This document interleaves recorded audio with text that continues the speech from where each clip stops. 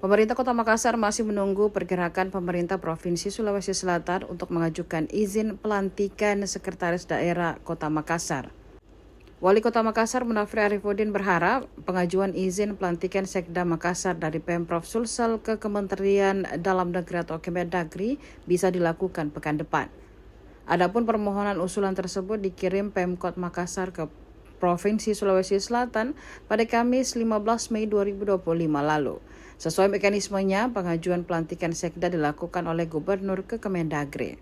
Munafri berharap persetujuan dari Kemendagri berproses dengan cepat sehingga Pemkot Makassar bisa mendefinitifkan pejabat Sekda Makassar.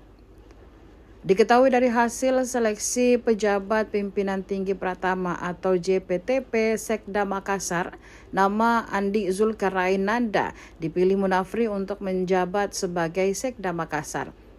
Munafri mengatakan telah bertemu dengan 3 kandidat Sekda sebelum mengambil keputusan. Selain Andi Zulkiflinanda, ada Kepala Pelaksana BPBD Makassar Ahmad Hendra Hakamuddin dan Sekretaris DPRD Makassar Dahyal.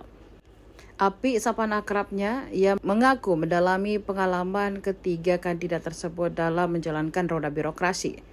Ketiganya dianggap memiliki pengalaman yang mumpuni di dunia pemerintahan. Masing-masing memulai dedikasi dari struktur pemerintah dari bawah.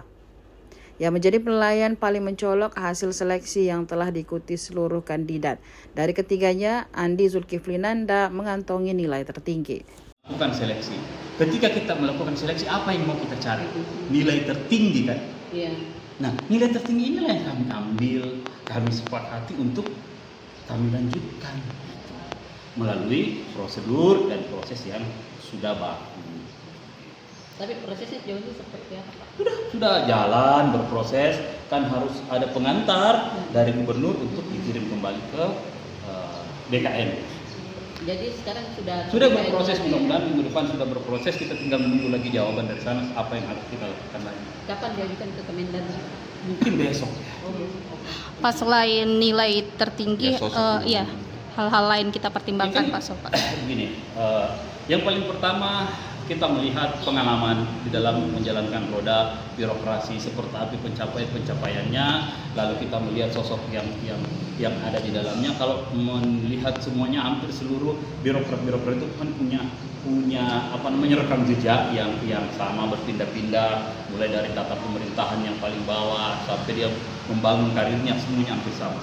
Lalu kita masuk ke tes yang dilakukan oleh teman-teman tim sel, terus keluarlah hasil yang kita sepakati bahwa itu adalah hasil yang sangat fair, lalu kita mendorong itu. Jadi perkiraannya awal Juni sudah bisa dilakukan. Insya Allah, mudah-mudahan. Ya. Kalau hasil Jovit juga Pak sudah. Jovit akan berjalan setelah ini, akan berjalan lagi. Ya. Download Tribun X sekarang, menghadirkan lokal menjadi Indonesia.